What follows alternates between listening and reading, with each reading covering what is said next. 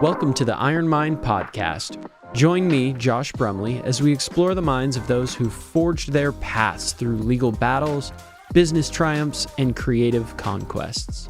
In each episode, we sit down with inspiring individuals who sharpened their resolve in the fires of entrepreneurship and law. From lawyers breaking barriers to entrepreneurs overcoming obstacles, we uncover the stories behind their iron wills and innovative minds. Get ready for thought-provoking conversations, practical insights, and actionable advice. This is the Iron Mind Podcast. Today we're excited to introduce Allan Njoroge, a trailblazer who transformed the healthcare staffing industry with his company, Actriv. In 2016, Allan spotted a critical gap in healthcare staffing and set out to fill it. His vision led to the creation of Actriv, a platform that uses technology to connect healthcare professionals with needed facilities, offering unprecedented flexibility and efficiency. Under Allan's leadership, Actriv has expanded across multiple states. His journey is a powerful example of how perseverance, innovative thinking, and a commitment to positive impact can drive change in even the most traditional industries. Welcome to the show, Allan. Thanks, Josh. So, Allan, I'd love to hear how you first came up with the idea of creating Actriv, what the vision was for Actriv, and how that vision kind of helped you get past the initial hurdles that stopped so many entrepreneurs from starting their own business. Wow. So Actriv, before we rebranded to Actriv, it was Action Healthcare Staffing. And back in 2016, my journey with this particular company starts in a hospital, with me being a patient, being on the other side of as a recipient of the care. And that's the first time I realized how broken it was. So somewhere during my stay there, which like later towards the day, one of the nurses that was taking care of me, I noticed that she was still there longer than I felt like she had worked way too long. So I indulged in a conversation and I asked her, like, do you ever go home, or do you live in a hospital? Yeah. And so she told me that her relief wasn't there, so she had to stick around a little later until they could find some help. And how many hours do you think? I think it was probably 2 or 3 hours in. Wow. And so she had this tired look on her face, but still passionate. Yeah. And so I asked her, like, if such situations happen, what do you do? Is there like an Uber for nurses you guys can tap into? And she told me it would be great if somebody invented that. What were some of the game changers early on that helped you to scale from Action to Actriv, from the local staffing company that you had initially created to being a multi-state organization? Interesting question.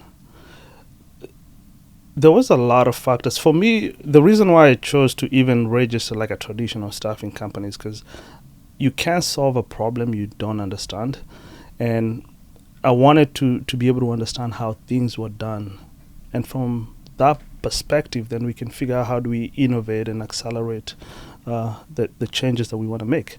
So we went the traditional route. And one of the opportunities that I found was majority of the staffing companies that did this did not understand the need for speed.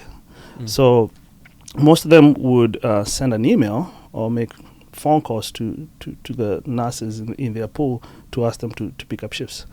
So coming into this, the first problem that I solved was speed.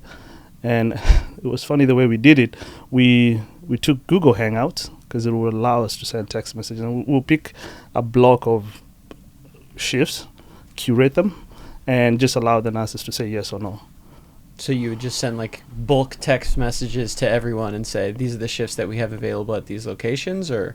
No, we became a little bit smarter that we try to tailor make them to each individual. So if they had shifts, so we had to look at their calendars and so they would put their calendars onto Google Hangouts, and you would see when they weren't already working, and then propose shifts for those days off? Yeah, so we'll find ways to like get the availability. Once we get that, we match that and send you something that was curated for you. And just say, hey, Josh, we notice you don't want to work on Saturday and Sunday.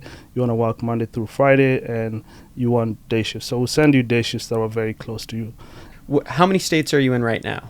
Right now, we're in 7 states. 7 states. What states are those? So we're in Oregon, Washington, Idaho, Texas, Minnesota, and Colorado. Okay. And so out of those states, what was the process? How do you dip your toe? Why did you choose those states? So we started in Vancouver. Vancouver is a bridge. We're 5 minutes away from Portland, so a bridge away. And most of the employees that were in Vancouver could also work in Portland, but there's a licensure requirement because they're 2 different states. So moving to Portland was also accidental. We didn't pick it. We started running out of opportunities in Vancouver, and we decided to take a risk. So we went and started marketing ourselves in Portland, found clients that were willing to give us a chance. We started with clients that we were servicing on the other side of Vancouver. That had multiple locations. Yeah, and so we went to the other to Portland and build a relationship with them, and they gave us a chance based on referrals, because we'd tell them, call your sister company on the other side and find out what their experience with us was. And we knew it was a great experience because we were executing very, very fast, and we were very picky with who we hired. So we had very good, high quality clinicians. Like we had a very strict process on how we wanted our brand represented. So we had questions that we asked. We made clinicians go through a very rigorous process and try to vet them to make sure that they were the best. One of the things that the criteria for the recruiting team to vet was, could we trust this person to be able to take care of you or your grandma? And if the answer was no, we wouldn't hire them. In fact, we had a KPI that required the recruiters to be able to show us the no hire list. So how many people didn't you not hire? Not how many people you hired, but how many you flunked out of the interview process. Wow, right. Interesting. And why did you not hire those people? And that's an interesting metric for a recruiter, right? Usually they're incentivized by how many people they can hire and how many people they can interview and funnel through the program. But you were interested in the contrary data just as much as the data that you'd expect a recruiter to have. That's really interesting. Yeah, we wanted to encourage them to make a very good decision, and this is another KPI challenge, that you have to be able to create metrics that actually encourage very positive behaviors.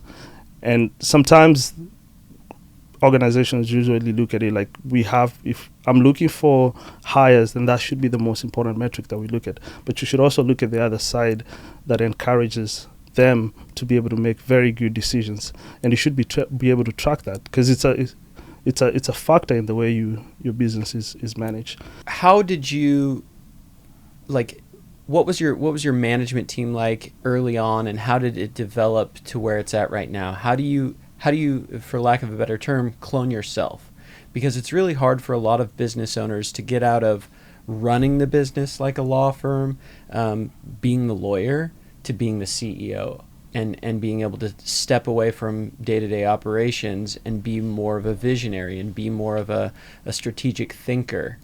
And I think a lot of people have a hard time finding someone who can step into that role of being the operator and being able to elevate themselves. How did you do that? How was that team building process for you?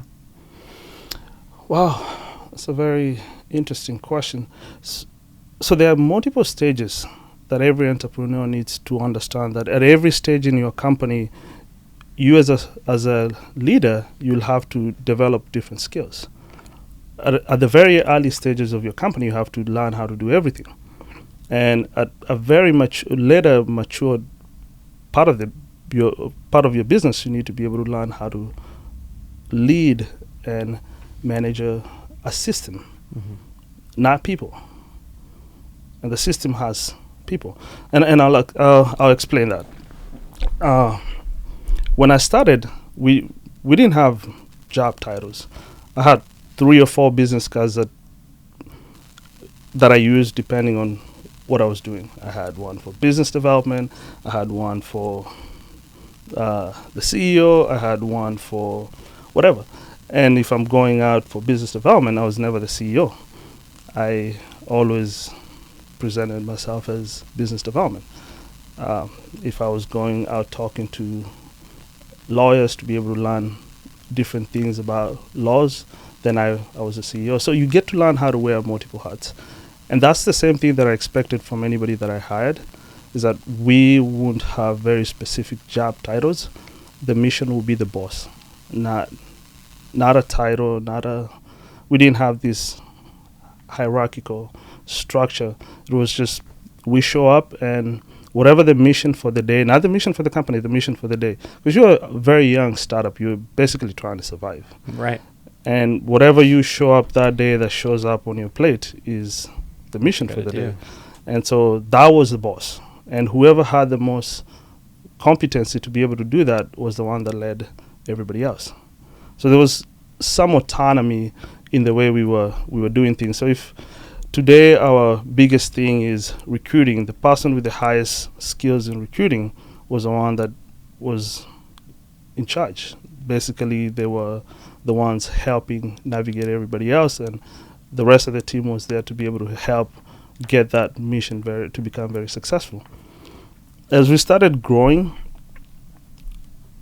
I realized that I had to start empowering other people. I fell in my early days because I didn't know how to create better processes and policies.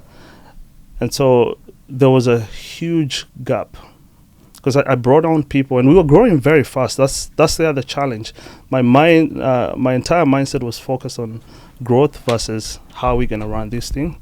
How do you think your leadership style and the company culture has evolved since the beginning and early days? Has your leadership style changed at all? Have you been the same type of leader from the early days of Action and Actriv to today? My leadership skills and style has evolved a lot. As a brand new leader, as an entrepreneur just getting into the industry, there is a lot you don't know. And walking into this with the mindset that you don't know what you don't know, and that there will be a lot to learn. And your leadership style is going to evolve at different stages in your company. When you're managing 5 people, your leadership skill set are very different versus when you're running an organization with 1,000+ employees. Because like a small organization, you might not have to worry about how you communicate. Mm-hmm. You can walk into an office, talk to your 5 employees, and deliver the message. But when you have 1,000 people, you have to learn how to communicate and be very efficient in doing that. So over time, at every stage in the company, I learned how to evolve as a leader. And I also evolved based on the amount of knowledge that I was gaining as I went, as I grew the business. Starting the company, I didn't care about risk. Growing the company, I started learning more about risk. Right. At the early stages, I didn't care about how things were done, what we said, how we were just having fun. Like, it was a fun culture. And we wanted it to stay that way. But then as the company grew, we had to learn how to be more focused, making sure that we have I could give very clear directions as to where the organization was going. And I also had to learn how to pick the team members that I needed to be able to run a very large organization versus when I just had my friends that were coming to work with me and all we were doing is just having fun building this thing. Yeah. Right? So definitely a lot of changes, and it's not the same leadership style. Can you share a challenge that you faced while scaling and how you overcame it? Like what a big takeaway was from a challenging moment in building the business that you have. How many employees do you have right now? Do you know?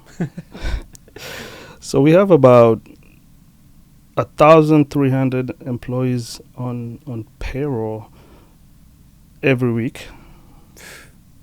That's mostly clinical employees. Mm-hmm. So the ones we have about 5,000 people active in the system. That because Actriv is a W-2 employer, so we employ all the nurses and one thing that sets us apart from most staffing companies is that we actually employ our employees. We give them benefits, major right. medical, dental, vision, 401k. We give them sick time and vacation pay, which is unheard of in the gig economy. So those ones count. And then I have a team of almost 80 employees internally that work for us, supporting that group. And it's everything from engineers to sales to support. And we are we're actually very global. So some of them are in the United States, some of them are offshore. We do have an office in Kenya. We have a team out of India. We have others in the Philippines. So we have quite a diverse team across the world. What was the so about 1,300 employees roughly, but can you give an example of a challenge, something that maybe you learned a valuable lesson that other people could learn without going through the same challenge you went through? Scaling a business is painful. It's very, very painful if you don't know, if you haven't built the right infrastructure that allows you to scale. I learned something from Paul Graham, from Y Combinator, and one of the things he says is that if you want to build an organization that scales, you have to learn to do things that don't scale. And sometimes trying to figure out what doesn't scale is very, very hard. So before we started scaling, we didn't have the right infrastructure that allowed us to do that. We didn't spend, we were growing fast, so we didn't have time to really think through certain things that were critical in terms of scale. So we didn't have very clearly written policies. So there was a lot of gray areas and a lot of questions that we didn't answer because we were just trying to scale. Mm-hmm. And those became our biggest hindrance when we took our first leap, and it was like, oh, this is bad. We didn't think through this, we didn't think through that.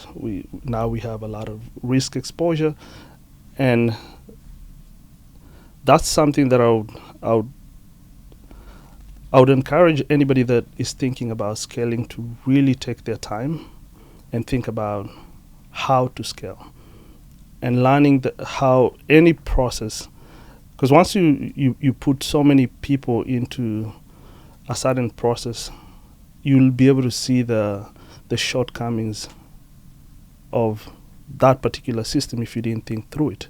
And we didn't. We were just growing. And so Did you have to then retroactively, while you're growing, build out processes that maybe had to change over time anyway? Yes, so we had to be decisive, mm-hmm. that at every stage we had to think through things before we did them. Mm-hmm. We had to document our processes. We had to get everybody involved. Initially, it would be a small group of people saying, okay, I'm head of recruiting and I'm head of customer success. We're going into Idaho. Let's go make this happen. And they never involved the other parties. They never involved payroll, billing, pricing, all these things. So it was just like, let's just do this. Or sales would go out and get all these contracts in a different state, and nobody was prepared for us to service them. Right. So we came back and we decided for us to scale, we're going to build a framework. And I think this is one of the things that every entrepreneur should learn, how to build a framework that works for you. And so we went back and decided, if we are going to scale, what is the framework that we'll use? It's just something that you can rinse, repeat multiple times, and it allows you to have the same results. Right. And once you've created the framework, how do you make iterations as you go? So we had to really test it. And so at every time we executed something new or 2x move, we'll go back and do a status check on ourselves. Like, how did we do? What did we miss? What worked out? What didn't work out? What should we change? So that, how do we update this framework? And we were doing things on Notion, so it was pretty easy for us to go back, and Notion allowed us to be able to like see like everybody could collaborate, because you know who's working on what. So we'd go back and change whatever we didn't work out, or whatever worked out. We were able to mark it as this worked out. So don't touch it unless you really have something much better than that. Just in closing, I want to ask about a time when something didn't go as planned, but it taught you something valuable, or it opened up new doors. What was a way that you fell down that was actually a really valuable lesson in Actriv's history? Whew. Yeah, I'll tell you. When we started growing very fast, and we were at a place where we felt the need for us to invest a lot of money in R&D. As a person that comes from a tech background, I was passionate in really developing cutting-edge solutions. And it was what we did. We went out and built our first product that was built in-house, and it was a fail. It actually affected our business significantly. And looking at what we had created, so we built our own interface that allowed the facilities to be able to communicate with us, the fast version of it, and we failed tremendously. There was a lot when it comes to building a software. You really need to have a very good team.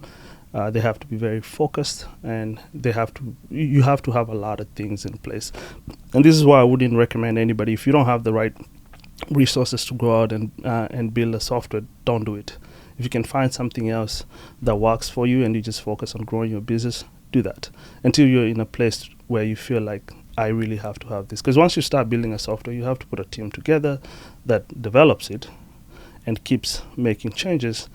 And you also have to learn how to collect the feedback and do something with it, and also maintain the solution. So there was a lot of things initially we didn't have in place, and we failed.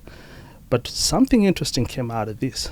When we put the software in front of our clients, they actually informed us. We learned so much because we got a chance to interact with them at another level that we had never done. So we were able to ask a lot of questions about how they do resource planning, how they determine how many nurses they need on the floor, and questions that we didn't, because as a staffing company, you only get to deal with their problems when they have determined what the problem is. And that doesn't tell you what else. How did they come up to that conclusion? And sometimes if they didn't get it right, it ends up affecting your business, because we're getting quite a lot of cancellations from our end. And that's predominantly because majority of them didn't even have the right tools to do scheduling. And they never looked at scheduling as something very vital. And most of the organizations never thought about finding scheduling tools, because if you have an EMR and you're able to collect patient data and you're able to pay people, those become the most critical softwares that you need in a bookkeeping software. And so the rest of them, if you're not a very large organization, then there's no need for you to even have a scheduling software. So people tend to do like whiteboards and stuff, Excel, clipboards, and that was affecting us. So when we introduced our first platform, we got a lot of feedback, because they kept asking us, could this work for us? What else could this thing do? Even though we internally we were like, yeah, we failed because we didn't execute it very well, but we got a lot of feedback that helped us understand how to do better. But not just how to do better. We found another problem. There's a lot of complexities that go in determining the number of resources you need to be able to take care of patients. So, for instance, in a skilled nursing facility, you'd have X number of patients in your facility that have very different acuity levels. So the level of care that each patient requires is very different, depending on what they need, both medically and personally. And there's a lot that goes into determining the number of resources they have. And then once they've determined the number of resources the number of resources they need, once they determine that, then they place their own internal employees and then leverage workforce partners. If the census goes up, then they can be able to reach out to a staffing company and say, we need more people to come in and help us. So we got to understand how that process works, and that helped us create an opportunity for our next innovation. So we started working on an AI to be able to help streamline this entire process. Like, how do we account for patient acuity, the patient census, and be able to actually help them with resource planning and be able to create the right to be able to determine mix of staff. Right. And if you don't have the staff within your building, you're able to tap into a marketplace that allows you to be able to find what you need just in time. Like, if you need someone right now or a month out or the next day, right, so you can be able to schedule that out. So that presented us with an opportunity to start building the next generation acuity-based scheduling software, and that came out from a failure that we had, and we thought, oh, this is a failure, and now we're actually building really cutting-edge solutions that will drive and streamline the way healthcare workforce is done. Wow, that's super exciting. Thank you very much, Allan, for sharing all this information. If people are interested in looking more into your business, you want to share the website, you want to share some social media details? Yeah, so it's www.actriv.com. That's our main brand. We also have a job board called NextNurse, www.nextnurse.com. And then the AI that we are developing is called ShiftNext. So that one is, right now we are currently beta testing with a very select group of clients. So hopefully by the end of this year, we'll release the first version to the public. Wonderful. Thank you very much, Allan. And thanks for being on the show. Thanks for having me.